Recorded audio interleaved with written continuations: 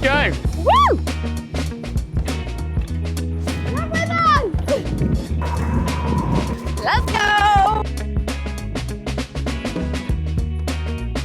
We are about to start building our dream home, and we're going to document the whole thing. Whole thing.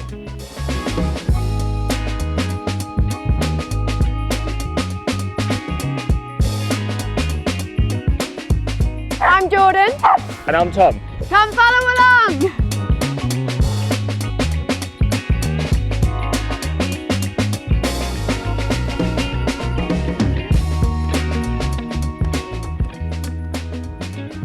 So this is it.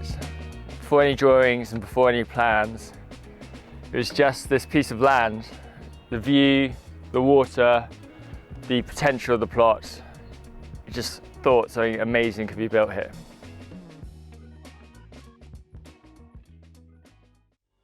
So I found this house because I was looking to buy another house. I was in Camford Cliffs area and wanted to buy a larger house. So I was looking for months around the area. I had quite a good idea what I wanted, and by the sea and more bedrooms and a bigger garden. But I never quite found exactly what I was looking for. But then eventually I'd thought, this is the best I'm going to find. So I'd found a place which is really nice. Again, Camford Cliffs area, and I put an offer in and it got accepted. Then literally a few days before I was due to exchange, a mate sent me a link on Rightmove or whatever to this property, and I was like, that looks amazing, but I'm due to exchange this week on another property and that is way out of my budget. And he made a fair point. He said, this is a once in a lifetime opportunity. It's a third generation house. It's the biggest plot in Sandbanks.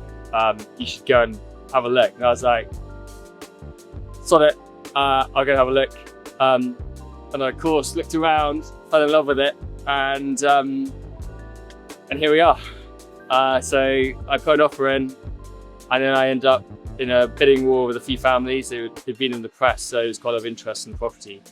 And I go down to the final two, and I had signed up for my bank for about 11.5 million offer, the mortgage, and it kept going up, so I went to 11.5, and I was like, oh no, my max.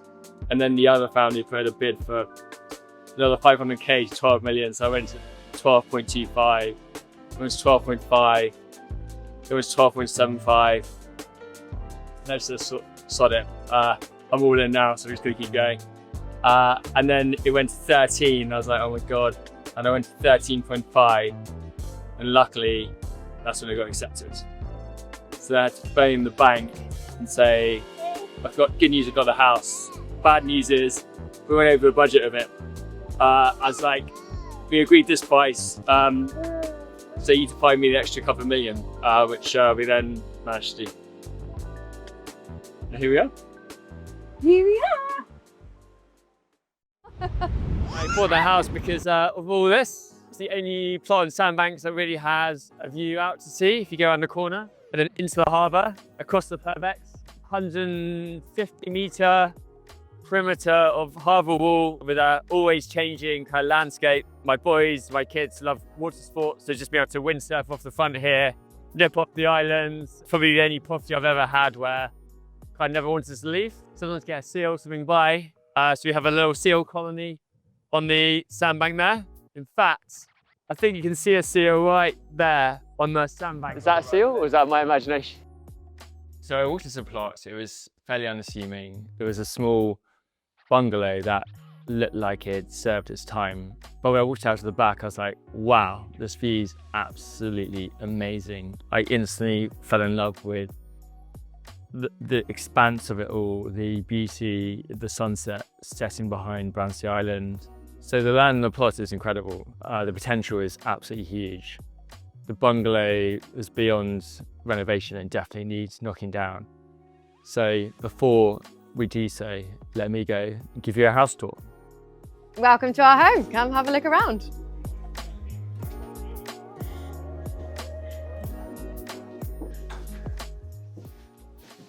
We will have to excuse the mess because we have just pretty much moved out. But this is our entrance and we have our living room through here. This is our beautiful lounge,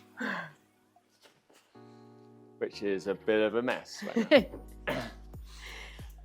Yeah, it doesn't look quite like a lounge at the moment. With the wedding get-up going on in the background. We can't actually get the heating to work anywhere in the house down here. So yeah, we did end up then with the problem of sort of a bit cold and damp. So this is the study.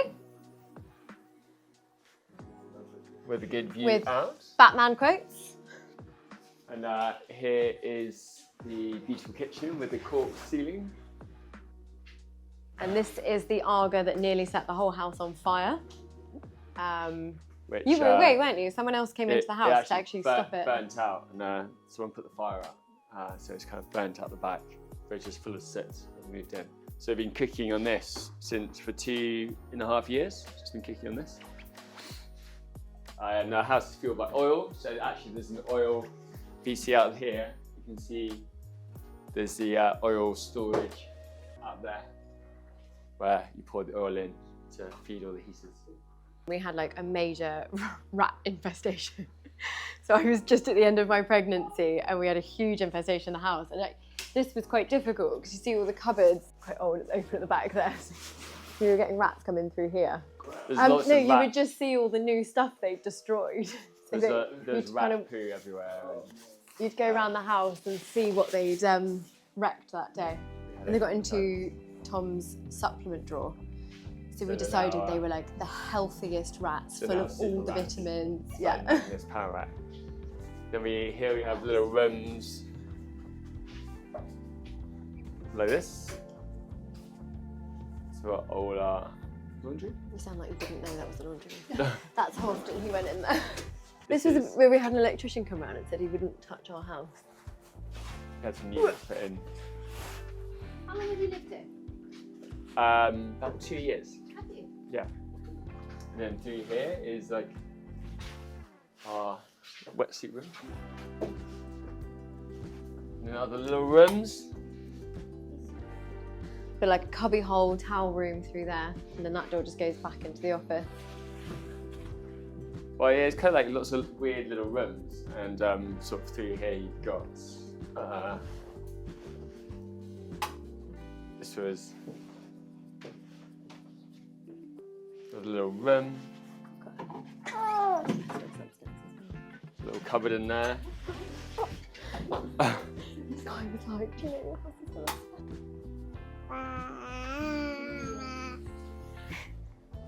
I'll take you upstairs.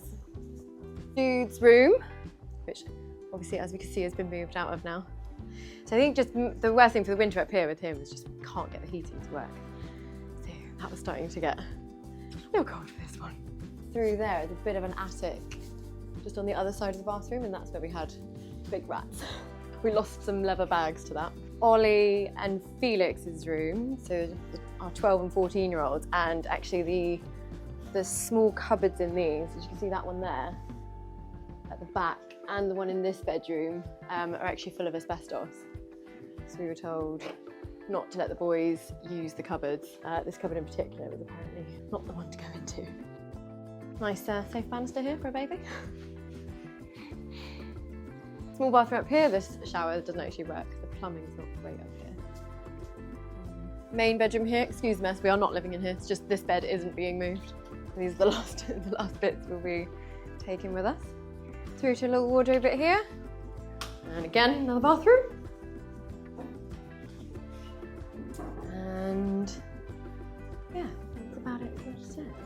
It is an interesting layout. Good view outside.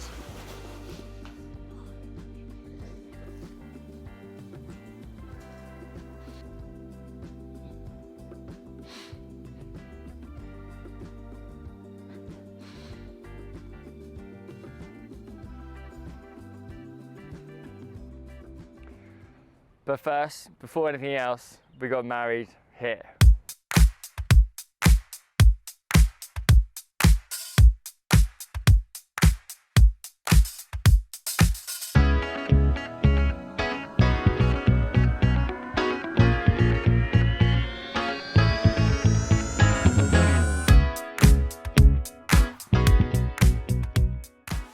My dear precious ones, Tom and Jordan, as you stand together where the land meets the sea, know that the earth and the water join their strength. The winter wind carries your vows across the waves, and the Great Spirit hears them. Say I do. I do.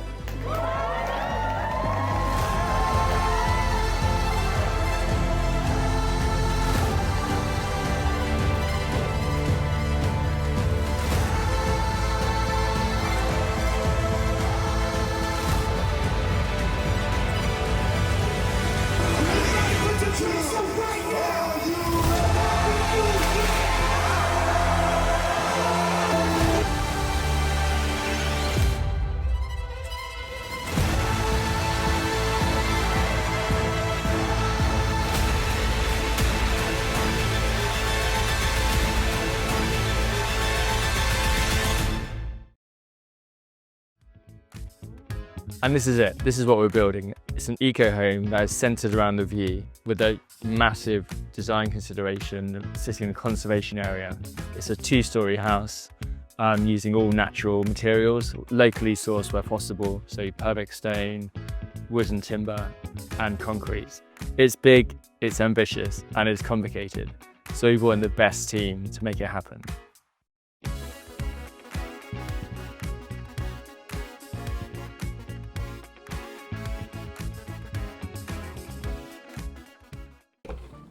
So 3 years ago, I bought what turned out to be the biggest plot on Sandbanks. We've had some pretty big ideas since. What if there was a pod like this, where you could go along the front, look into the harbour, going back and forth, a bit like the London Eye. A saltwater swimming pool. I think so. A zip line through the woods. A skywalk through the woods, linking the guest house to the main house. Guest house on stilts with a sea view through the woods. At badminton court. So we talked about doing a basement, which would be going 6 meters under sea level to house a gym, a hyperbaric chamber, and a pool. But that would mean removing 1.4 million liters of water. So some of these could happen, all of them could happen, or maybe none of them could happen. Let's see. So what would you do with a plot like this? I want to know in the comments.